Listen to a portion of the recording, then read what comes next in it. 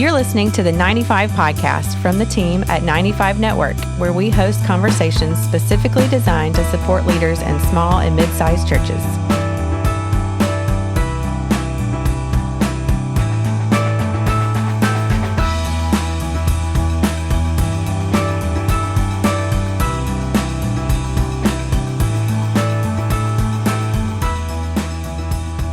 Well, hey, everybody. Welcome back to the 95 Podcast. This is Dale Sellers, Executive Director at 95 Network. And with an old friend today, we have Wendell Morton back with us, who was with us a couple of years ago. And we're going to talk specifically today about men's ministry and the need for men's ministry and where men's ministry is today as far as just in the state of where the church is, because it seems like every day things change. So, Wendell, how you doing? I'm doing great, Dale. Thanks for the opportunity coming back and having a conversation with you, an update, if you will, or a new introduction to many who may not have heard the first one. So exactly right. Yeah, we our first podcast it was one of our most listened to ever. It just really kind of connected with where folks are, and I just got to tell you, in the time that we're in right now, it's like I don't know what's going on, and I'm one of the leaders. There's just so much change happening right now. And so I just wanted to have you on to talk about, men's ministry, specifically, is men's ministry still valid? And, we'll talk about that in a little while. But before we do all that, kind of for those who have not heard you or don't know, you got to give us the background. Who is Wendell? A little bit of your story. Sure. Yeah. Wendell Morton. Grew up in Oregon and spent some wonderful time there. Felt called to ministry at age 12. Had a great experience with several churches, went to Bible college, got my bachelor's, got a couple master's degrees, and spent some time in churches. Then I noticed every time I was in a church on staff, whether a small church or whether a larger church, I gravitated towards trying to impact men. Mm-hmm. And it was just interesting. I was 23 years old, just out of Bible college, and back in my home church, actually on staff, and had youth and worship, but ended up starting a couple of men's groups. Small groups that were one in the town we were in, one in the town next door. And just felt that. I was in another church in Arizona, did the same thing, started several men's groups, not part of my job description, but seemed to be part of my passion and seemed to come out as a result. Yeah. Got hooked up to a large church back in Portland and had ministry to men along with team lead for their small groups. And what a great time we had there. Then the founder was getting ready to move on. He started the church 25 years before then and was saying, hey, I'm not sure what your plans are after I leave, but I just want you to be aware that I am leaving. At that time, Promise Keepers was just starting its thing, right? That was in the early 90s and had a great opportunity to connect with Promise Keepers. We just had a Billy Graham conference in Portland. And boy, they need one again now, don't they? But that's what we hear over here in South Carolina. Yeah, exactly. But they had Billy Graham, so they had pastors organized and just a great time. So I brought in the president of Promise Keepers, small staff at that time, and he came and met the team and said, hey, would you guys like to do a conference here? And the answer was absolutely. So found the biggest stadium we have, which is AAA ballpark, and packed in about 28,000 men in Portland, Oregon, which was absolutely phenomenal. Ended up moving to Colorado and being on staff, continuing to work various areas of Promise Keepers. What a great time that was as God blessed in ways beyond our wildest imagination. Even our prayers didn't go as high as what God blessed. And it was incredible to see what God was doing. It wasn't about talent. It wasn't about where the events were. It wasn't about the speakers. It was about a move of God, which was absolutely tremendous at that particular time. That took me till then. Unfortunately, I had some things out of balance in my life, including my marriage. It ended shortly thereafter. I left the ministry, thought I'd be gone a few years. Ended up being gone 23 years in corporate America. Had great marketplace ministry that I never would have dreamed. It gave me a vision for how we reach people who will never darken the doors of a church. And that was a tremendous opportunity for me. And I thank God for it, not for the divorce, not for any of the things that I did wrong in my marriage. And I can only take my responsibility for it. But I thank God for the privilege of continuing to use my life in a way that I never dreamed possible, in a way that when I was 12, I never thought would happen as I was thinking about being involved in ministry. So a few years ago, a friend of mine introduced me to Dr. Jim Grossi, who founded a ministry at that time called Let's Go Fishing Ministries, Inc. He was a Hall of Fame fisherman, a record bow hunter, did a lot of outdoor stuff, father-son, father-child, some conferences at some of the big conference grounds around the country, spoke at many of the outdoor shows. He was sponsored by boats, by the motors, by anything related to fishing industry, and brought people to the Lord before the show even opened on a Sunday morning, but didn't have a place to send them.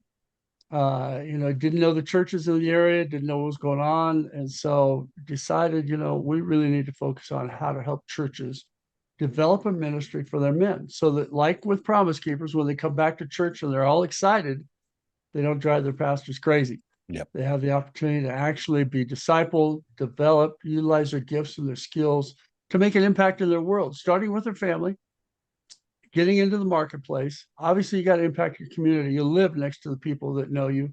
You need to share your faith. And then, of course, the church has to be impacted as well by men who get on fire for what God's trying to do in their life.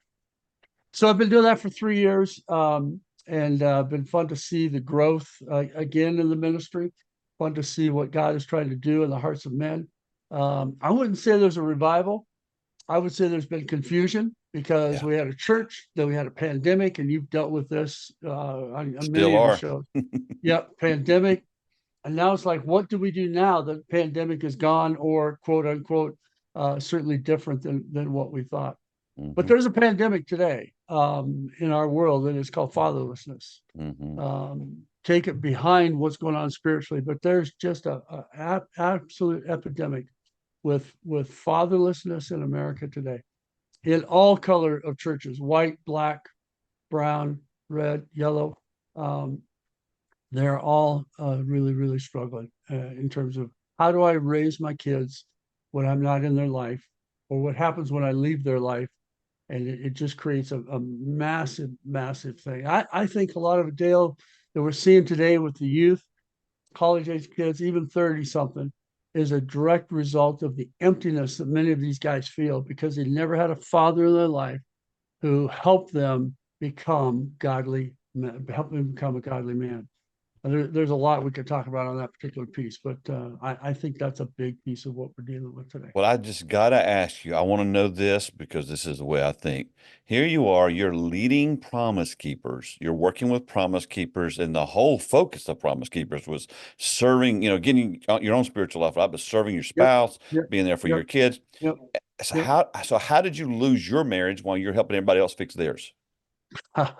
That's always a great question, and I truthfully, for me, I spent 18 months in counseling after the divorce, during and after the divorce, because I wanted to take a look at what was going on in my life that absolutely destroyed what was happening from a marriage standpoint, as I'm trying to point other people to Christ and encouraging other people to heal their marriage.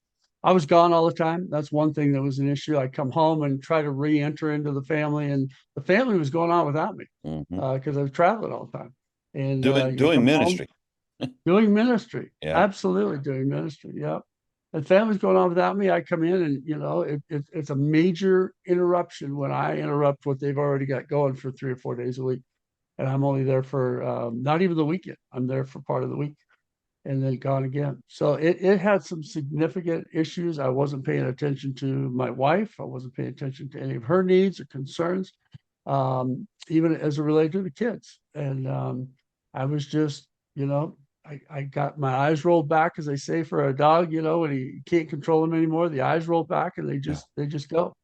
That's kind of where I was. So you were driven? Was it, because, being part of the leadership of Promise Keepers in that season had to have an adrenaline rush because it was the thing for a while. I mean, I went to the Million Man thing in Washington. I was there. I was in Atlanta at the pastors conference. That was one of the most phenomenal things I've ever been a part of in my life.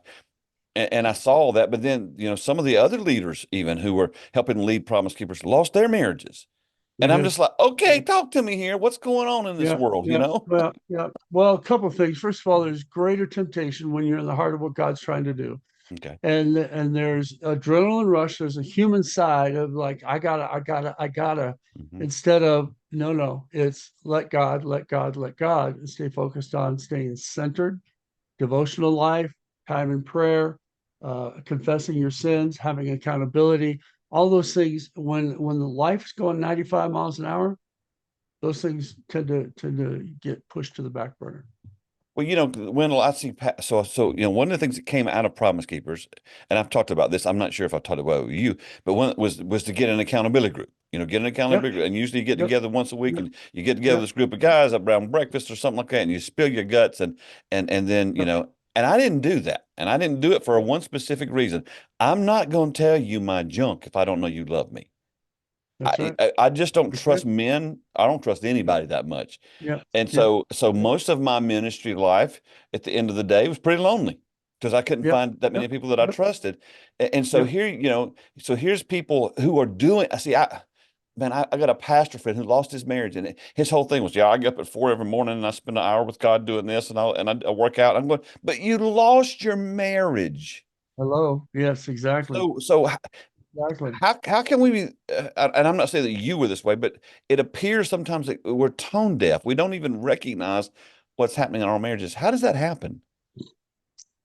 Well, first of all, did they come from a marriage? These men come from a marriage where mom and dad had a relationship that was meaningful. Did they see them praying together? Did they see them caring for one another? Did they see him loving her as Christ loved the That's church? Did good. they see all that? That's If good. they don't have a picture of what that's supposed to look like, they have a picture that they got somewhere. It might be Yeah, from a Western, it might be from a drama, it might be from, there you go. who knows where. They make it up themselves. A lot of people make stuff up. So if you don't have that picture, it's hard to walk into it. My mom and dad, great Christian people, loved each other. I believe that strongly, but the marriage was missing some key elements. Dad was very unattached emotionally, and great man, worked hard, worked his tail off, good provider, but was unattached emotionally from my mom and from the kids. Hmm. Until I became a late teen, early 20 something, there was not a lot of emotional interaction between my father and myself. He was a depression guy. So if he didn't work, if he Hmm. didn't work hard, it didn't happen. And Yep. so that was his mentality. I love you, and I'm showing you how much I love you by how hard I'm working. Did he ever And tell you he loved you verbally? not until I was older. Okay. Not until I was Yeah. older. Yep. I only saw him cry twice in my life. Once when he had a kidney stone.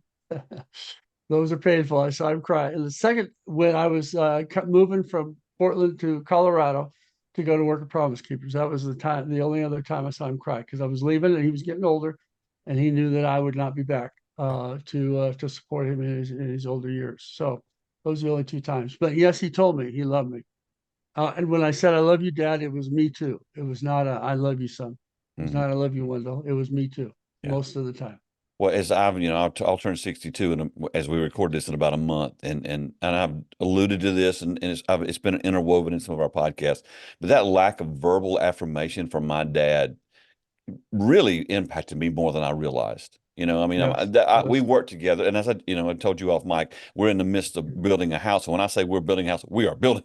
We are literally doing the work. You and your I wife am are building doing the it. work, and I Yes, know how to do that. I've been doing it since I was 6 years yes, old. right, So we could work together. It was fascinating because I knew what was next because I knew what he was thinking. But right. but but we'd ride to work together every morning. He never spoke, and now as an Yeah, older man, I know that the reason he didn't speak, he was thinking about what we were going to do that day. I get that now. right.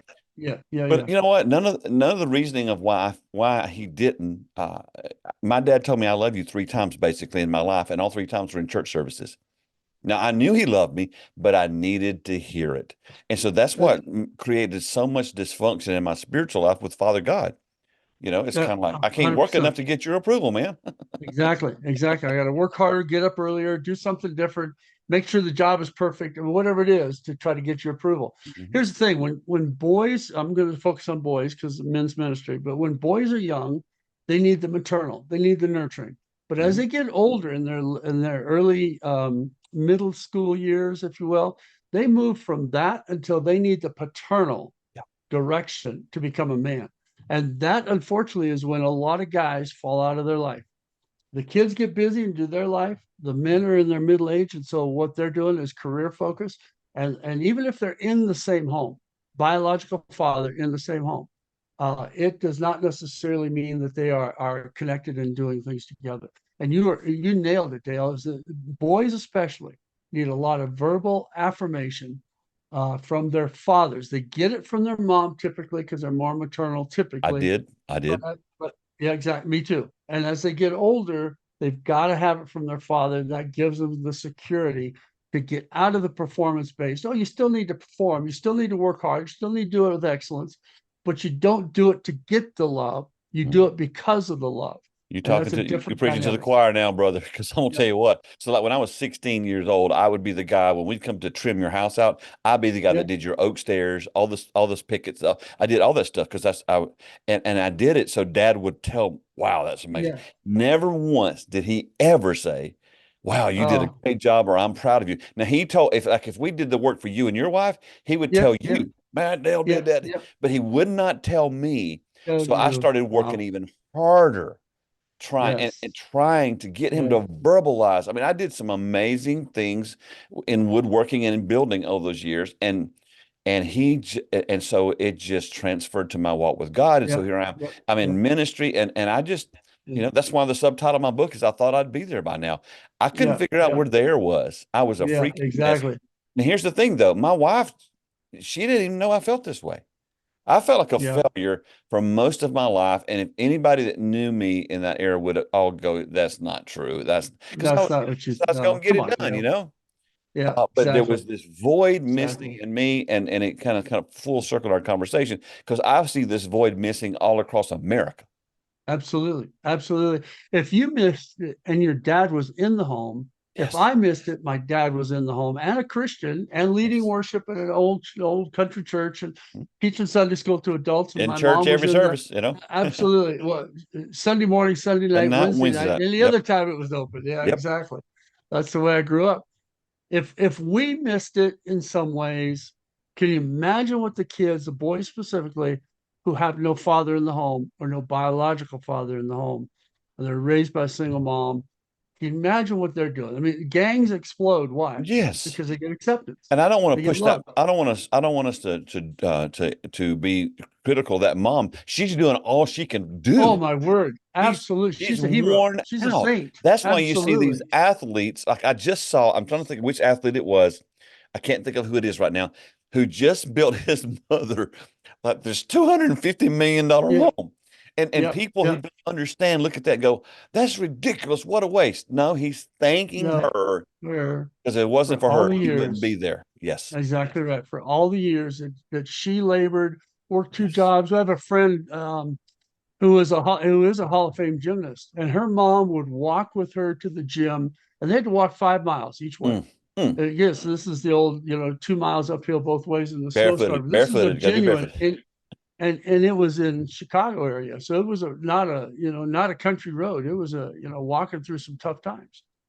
And then they do the gym practice, the gymnastics practice, and then they would clean the gym afterwards. And when they got done with that, about midnight or so, then they'd walk home another 5 miles. I mean, that's the kind of a mom we're talking about here. A single mom who is committed to the kids, doing everything they can, working 2 jobs, 3 jobs, just to make sure they have food on the table, clothes to wear, and can participate in whatever it is they need to participate in. Make life better for them than it was for themselves. So that's without a father. Though. And it doesn't replace whatever mom does. Still doesn't replace our need, specifically as men. It does not. To have that verbal affirmation. And I have a dear friend. He's in his mid-30s. Most of my friends are in their 30s. I don't like the people my age are just waiting to die, so I don't hang around with them much. I hang around with younger people, and it keeps you young. But I love to be with him and his dad, because his dad, I have never ever been with him and his dad that his dad didn't say at the end of the day when we're all part, "Love you, son," and sometimes they'll get on a phone call when we're riding together, and he'll always wrap up that phone call, "Son, I love you," and I'm just like, oh, I wish I'd had that. I wish I had that. Yeah, I'm not throwing my dad under the bus here. My dad, I know my dad loved me. I did his funeral. I did his funeral last year, so I know he loved me. I'm not throwing him under the bus, but I'm just saying I realize in my own life, being transparent, and honest with our audience, the effect that had on me and Yes. still has on me, Still, knowing yep, what I yep, know. yep, yep.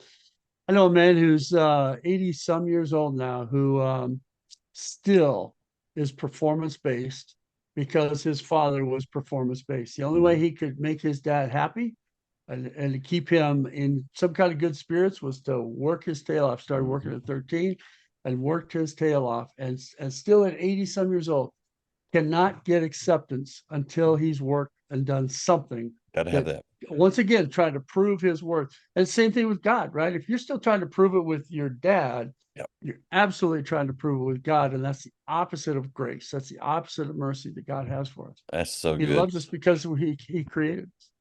Well, let's do this. Let's take a short break. When we get back, I want to talk about what turned the corner for me, and then Yep. kind of find out what you're doing today in a lot of Yep. ministry. So short break. We'll be right back with Wendell. Back here with Wendell Morton, and this podcast is just so awesome to me because it's very personal to me, just about the impact of fathers, the impact of fatherhood on our lives. And for me, one of the things that changed my life, I have a dear friend, and all our listeners have heard about him. They're probably tired of hearing about him, named Bob Hamp, who Bob is down in Dallas, who did a small teaching called "The Problem Jesus Came to Solve." Little 30-second, little 30-minute teaching that absolutely changed the trajectory of my life because he basically talked Wow. about this, that for most people, if you ask them why Jesus came, they say, well, Jesus came to die on the cross for our sins, which is true, absolutely true. But if you listen to Jesus's word, Jesus said, I've come to give you life. He said Yes. over and over again, because that's what we lost when Adam and Eve fell. They lost Yep. life because Yep. they chose knowledge based and performance based and that kind of thing. And Bob, he makes this statement. I love this statement. He goes, Jesus didn't come to make bad people behave well. He came to make dead people alive. And, Oh, and just the impact of Bob's teaching on that, and there's much more to it than that.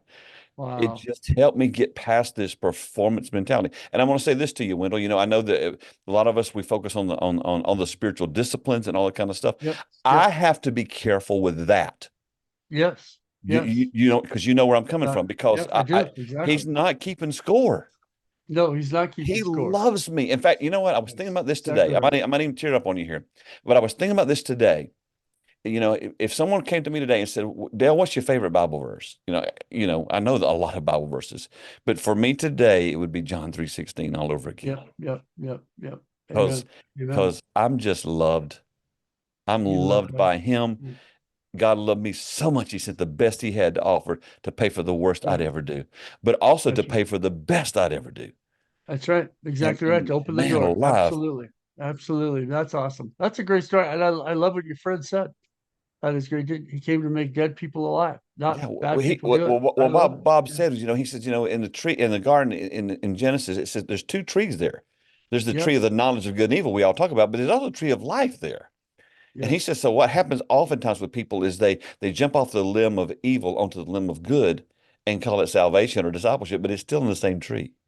It is. And It when you is. get to the place of Exactly. in your life where you just go, Interesting. I am loved, I am accepted. Salvation was God's idea. I didn't do anything to earn it. I'm one of these guys that grew up Baptist in the South. And so I tell everybody, you can't do anything to earn your salvation. It's free gift, free gift, free gift. Then you spend the rest of your life proving how Yeah, saved you trying are to by your prove works. it. Exactly right.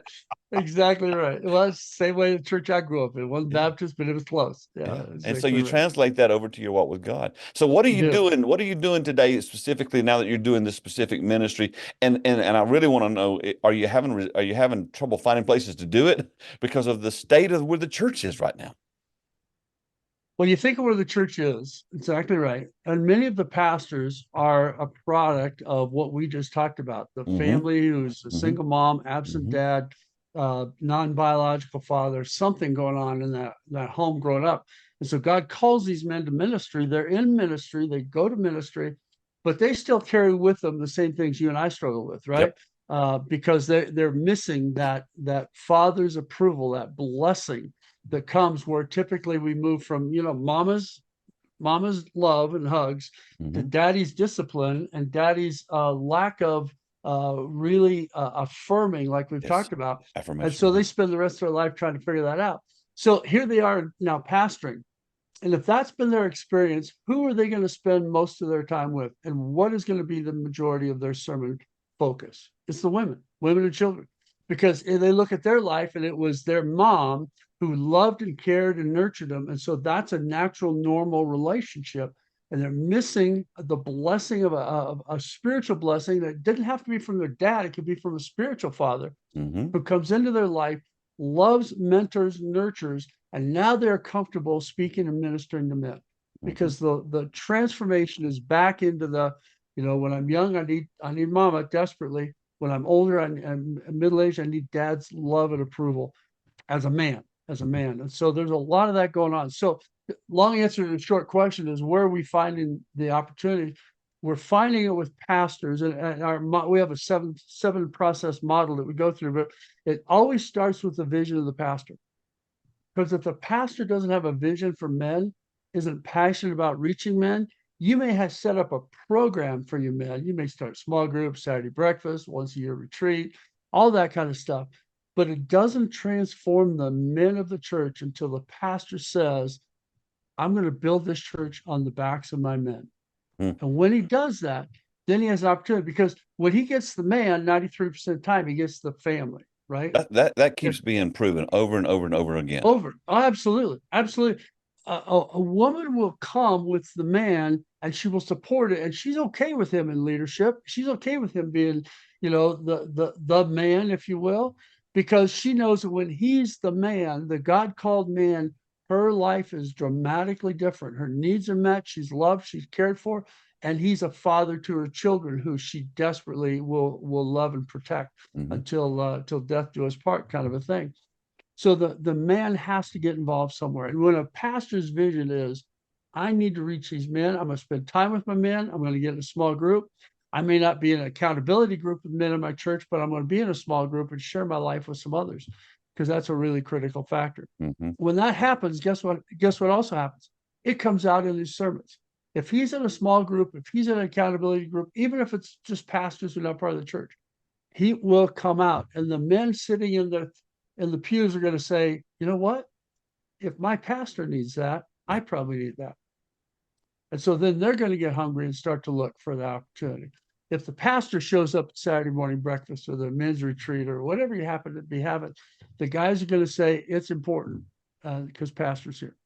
Absolutely critical. Are you finding that in the current, I hate the word political environment, but just in the culture today, there's this, is there a resistance toward anything like if you have a church that has a men's ministry, are they considered to be outdated or old-fashioned or out of touch? Well, it's an interesting dynamic because the term masculinity has an adjective in front of it, usually in the world that we live in. It's called toxic masculinity. And that's not what God intended in any way, shape, or form. If the men are toxic, they're not following the biblical ideal for a man. They're not enjoying the relationship with their Heavenly Father.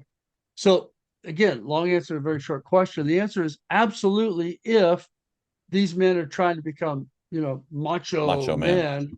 Yeah. Instead of loving their wives and their family the way Christ loved the church, loving their co-workers the way Christ loved the church, loving their community the way Christ would love the community. If Jesus were living in that house, how would he respond to the neighbors?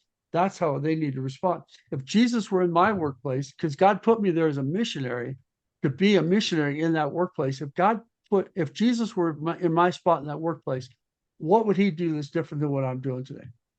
He'd give excellent work. He was a carpenter, that. He built, he did, he had the mind for detail, and yet it was overwhelmingly with a picture of trying to love them into the kingdom. Just my men's group yesterday, we talked about 1 John chapter 2, and it talks about love your neighbors yourself. And we were discussing, what does that really mean, especially when people are selfish, when they're, the list goes on and all the things. So what does that really mean? And then he further exemplifies it by referring back to the book of John, where we're to love our neighbor as Christ loved us. And that puts a whole different perspective on it, right? It's like, I am to love my neighbor the way Jesus loved me. It's not my kind of love. It's what I've received that I can then give. And if I haven't received, I can't give. If I'm still earning my salvation, it's hard for me to do anything other than have my neighbor or my coworker or my wife or my kids or my other fellow worshipers at church to do anything other than have them earn their salvation, earn my love and respect as well. So it's a backwards journey if we're not really, really careful. Do you think a lot of men are dealing with shame on a daily basis? Short answer, yes, 100%. I was just at a men's meeting over the weekend, and I spent a lot of time talking about the difference between guilt and shame. Amen. I am guilty. I am a sinner. Mm-hmm. I have no hope within myself to have that sin removed and to be forgiven by God Almighty. But shame is, I am the sinner. I am not worthy. I am, I'm going to have to earn it. It's like, this is who I am. And the answer is no, it's not. God didn't create you to be like you are. He created, like you talked about earlier, to take a dead man and bring him to life. That's Mm-hmm. what that's what Jesus came. And it's one thing to be guilty. Yes, I am a sinner. It's another thing to say, I'll never be anything more than just an ugly, rotten sinner. And I can never really be forgiven, not truly forgiven, or at least not accept God's forgiveness. So shame beats men over the head. I mean, more than 50% of the men, and some say as high as 70% are involved in pornography. Mm-hmm. If I say I'm a Christian and yet pornography is ruling my life, what am I going to pull? Am I going to pull out the guilt card and ask God to forgive me? Or am I going to pull out the shame card and beat myself until I feel like I might be able to ask God to forgive me? Which one am I going to do? Right? If I have an addiction of some kind, alcohol, drugs, video games, whatever it happens to be, and when I'm looking around and thinking, gosh, I've just wasted half a day. I just wasted a day. Am I going to pull out the guilt card or the shame card? And most men, because of the way they were raised with their dad, like you and I, even Mm-hmm. good men, and our dads were good. They weren't, bad like a lot of guys are raised with, or Yes, absent. absolutely. So they're going to pull out the shame card. So they carry around, if their dad left the home and never maintained a relationship, they always walk around with thinking, if I'd only been better, Mm-hmm. if I'd been a better son, if I'd been more obedient, if I had, maybe dad wouldn't have left. Yep, It absolutely. has nothing to do with it, but that's what they think, because kids assume that and take it on themselves. And kids become adults, and until something transforms in their life, nothing changes. They're a little kid in an older body, still beating himself up. If only, if only, if Yes. only, and it goes on. So it's a challenging time we're in, but it's a time where God, because it's so dark, God can really do some phenomenal things with some people, and if they will allow Him. How can the church help men with pornography? I mean, the statistics that come out from the secular side, the Yep. amount of pornography being consumed is unfathomable. I will say that I'm very grateful that my dad did not bring that into our home, so I didn't Yep. see that stuff as a kid, so I Yep. didn't struggle with it the way some people Yep. have. Yep. But what does a guy do? Because it is an addiction, and one of the things I learned a long time ago was that when you look at a pornographic image, it's literally stored in your mind, and It some is. men have thousands and thousands of. What does a guy do? How does a pastor? Well, there's two. This is kind of a 2-point question. One, how's a pastor get free from it if he's got it, the Yep. problem? Yep. And then Yep. how does he help people? How does he help his men specifically? So the money that pornography brings in to America specifically, or I think it's a world statistic, is 3 times or is greater than the 3 largest sports: football, baseball, basketball. The amount of revenue that those 3 sports generate is less than what pornography generates Wow. in the world today. So that's a scary thought all by itself. And it comes out of the loneliness and the emptiness. And it's a false sense of relationship, right? And now with AI, you have an AI girlfriend. You don't even have to have you don't even have to look at a real person. Wendell, I just heard last week, and you may have heard this story because it was on the West Coast, of a prom where these kids took pictures of these girls dressed up in their prom dresses, and then with AI went and made nude pictures of them. Now, it wasn't them, But No. Papa said all throughout the school, what is going on Yeah, in this yeah, world? yeah. That's exactly that happens. It's scary. It's scary. But guys who have an emptiness, they may be afraid of a woman, intimacy with a woman. And so to create an AI girlfriend is unfortunately exploding in this world today. Mm. So, listen, we there's only one way to get clean before God, and that's be clean before God. But those images and that compulsion has to happen in terms of creating an opportunity for help. First of all, it can't be taboo. How do you help them in the church? It can't be taboo to talk about pornography in your church.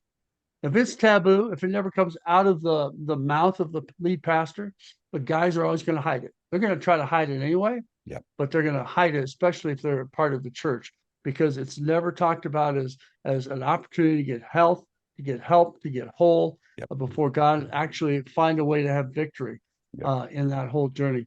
There's several practical, Pure Desire is a great organization that helps men work through that. There's men that do counseling, specifically in the area of pornography, long distance, anywhere around the world. There's Covenant Eyes, which puts a VPN on your phone and your computer.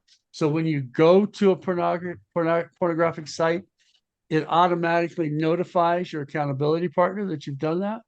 The email or the phone goes directly to somebody else. And so it creates some security and some safety if you're serious about overcoming pornography, and it can be.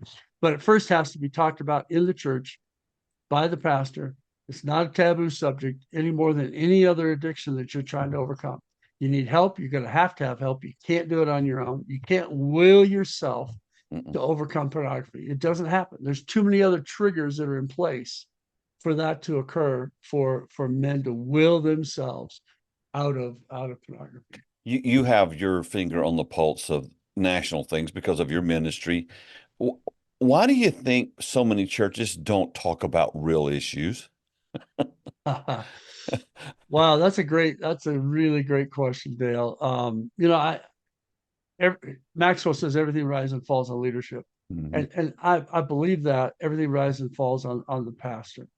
The pastor has to make it okay to talk about real life. He has to talk about real life with somebody. And if he's hiding it, if he's spiritualizing everything instead of just working through some of the journey pieces, it's going to be real difficult to move forward. But there are a lot of pastors they're talking about real life.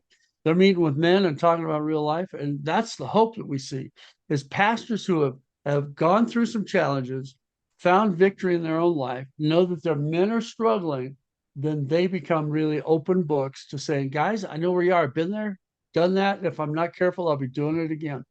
And so those are the things that have to absolutely occur. We have to create that relationship of fostering. Now, let me talk real quick about a cycle of transformation. Okay. How does transformation occur in somebody's life? For men, there has to be, first of all, a reason to get together. It could be a small group. It could be a hunting trip. It could be a bike trip. It could be hiking. It could be any number of things. Pottery. I don't care what your thing is. Sure. But there has to be a reason to get together. And out of that reason then comes a relationship. If a relationship doesn't come from those being together, you're not going to continue to be together. There's no reason to continue to be together. So it has to be a purposeful relationship where you understand that I am better in that relationship. I'm talking Christian world here. I'm better in that relationship than outside of that relationship. So it has value to me. If men don't see value, they don't keep showing up. And so it's important for that to happen. A reason, then a relationship. And then out of that relationship, if it's the right kind of relationship, can come transformation. Because in that relationship, you talk about how we need to get better, where I'm falling short, how I can reach out to you if I need help in these areas, or when I need help. It's not if, it's when. And so then transformation can occur. I mean, you think of even our relationship with Christ. The reason we get together is because I need a savior. And that's what he does. So it's a reason to get together. And then if I develop a relationship with Jesus, and it's a purposeful relationship, I am in the Word, I am praying, not to gain his approval, but to enjoy the time with him, then it's a meaningful relationship. And out of that relationship then can come transformation. Because I am open and honest about what's going on, I can ask God to help me in this area. I can ask another man to help me in this area. And then transformation can occur. But here's the thing, it never ends. It That's right. never ends. You continue to go forward. So when I was a middle school kid, we had a Sunday school class, all boys. And this wonderful couple that was in this Sunday school class leading it. I have no idea why anybody would volunteer to lead a middle school With middle school boys. boys, I'm not Yes, in. Don't sign me up. I'm not that tough. Let me tell you, it's not happening. But they did. They had three boys of their own, and so it was not a big deal. We went to their house one day for dinner after church. There was another thing. Why would you do that? But we did. And the man had a hobby, and it was rock polishing. So we went down to the basement after dinner and we looked around. We had all these shelves, these guys gorgeous, gorgeous rocks on them. And then he took us to a little pile over here in the middle, and there were some ugly, really ugly rocks. He said, "Boys, I want you to pick one out, put your name on it, and then I'll bring it back to you next Sunday, a week later." So we picked one out, we put a name on it, and then we left. And Sunday morning it shows up, and he's got these rocks laid out on the table. And these rocks are not anywhere close to the rocks we picked out. It's like, wow, what happened? He said, "Well, when you left, I have this rock polisher, this big tub that goes round and round and round and round. I put a little polishing compound in there." And he said, over time, the edges come off. Over time, the ugly becomes beautiful because they continue to help each other. It's the iron sharpens iron. They continue to help each other get better, prettier. The rough edges, all of a sudden the beauty comes out. And what you see is not what you were. And his illustration was, God can do that for you. And obviously it's stuck because I'm still telling the story a lot of years later, right? It's like, wow, that's what I want to be, that rock on the table, not the ugly rock sitting on the table back there, never been dealt with. Just ugly as I've always told pastors, diamonds and gold, they come to you with dirt on them. Oh, they do. You got to get the dirt off, But what I'm discovering today is that as pastors, we have so much in our own lives we have not dealt with or worked through. And again, we isolate ourselves and we don't have anyone to talk to. And so we don't lead vibrant men's ministries. We don't lead vibrant women's ministries. We don't lead any kind of ministries because we ourselves are just hiding behind we hide behind our preaching, if I can say that, because a lot of our churches have great theologically good messages preached every week. But that's why I asked you the question earlier. They're not talking about real life stuff. Right. Well, that's what they're trained to do. Number one. Yes, absolutely. You go to Bible college, seminary. I mean, that's what you're trained to do. Not to be transparent. Exactly. You're trained to talk about, theology and church history and blah, blah, blah. And it's easy to get into that kind of a mode. And here's the other thing that goes with it. Even in my life, if I'm not careful, I spend my devotional time, my time alone with God, in preparation for a message of some kind. Instead of like, God, what do you want to do with me? And then use that as the message. It's like, no, God, what do you want me to say to these guys so they get better? So they learn to love you more. So they become a better follower of Christ. So they confess their sin. Instead of looking at me and say, wow, that's exactly what I need to be doing. So I agree with you. And listen, we have some great preachers in America today. Absolutely. And around the world. And they are passionate. They love their people. They pray for their people. They care about their people. But if we could add one tweak to it, men, as you're leading churches, please be open and honest with your men. Yes. Share what's going on in your life. Don't be isolated. And so many men are isolated today. Not just men in the church, but the pastor as well. And even more so because he feels like he has to have a certain level of Christianity in his life or he isn't qualified to be a pastor. Oh, got to have all the answers. Got to have all the answers. I had a pastor tell me that one time. So here's the deal. We're getting close to the end of the podcast. I want to ask you this. This is kind of a loaded question for you. But let's just say today that somehow you had the microphone and you could speak into the life of the pastors, leaders across America and about the thing you feel like, man, if you'll do this, you will begin to see transformation happening in your church. What would you tell them? Well, I would say first is you got to be real before God and be the man of God he's called you to be. It starts with you. It starts with your relationship with God, your openness, your honesty, your transparency. And you don't have to tell the world everything that's going on in your life. Absolutely. I'm Absolutely. not saying that in any way. I'm not saying your sermon needs to be filled with, oh man, I only looked at pornography 3 times this last week instead of, all day, every day, the It'd be week hard to be before. very So impactful if you do that.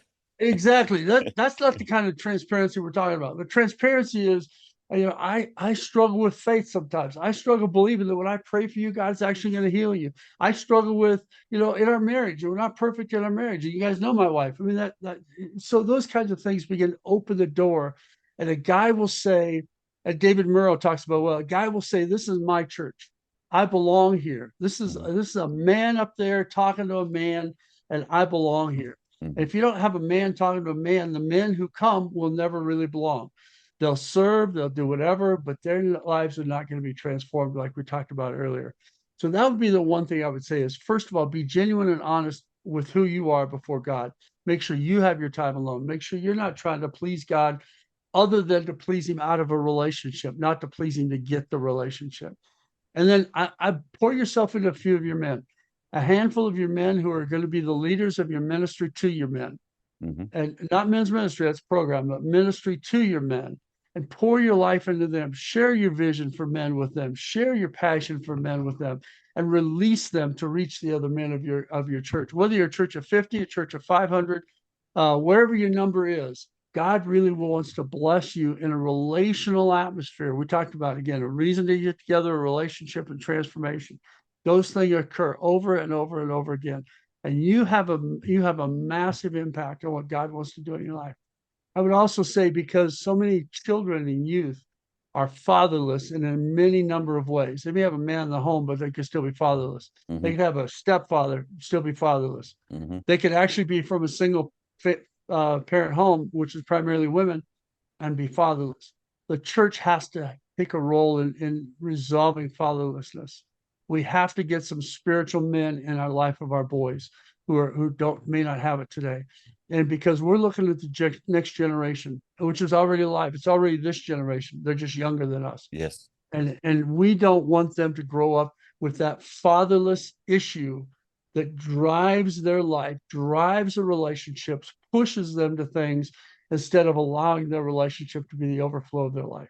And so I would encourage you, be transparent in your own relationship, find a few men to pour into, and then address the fatherless issue with your children and ministries to your students.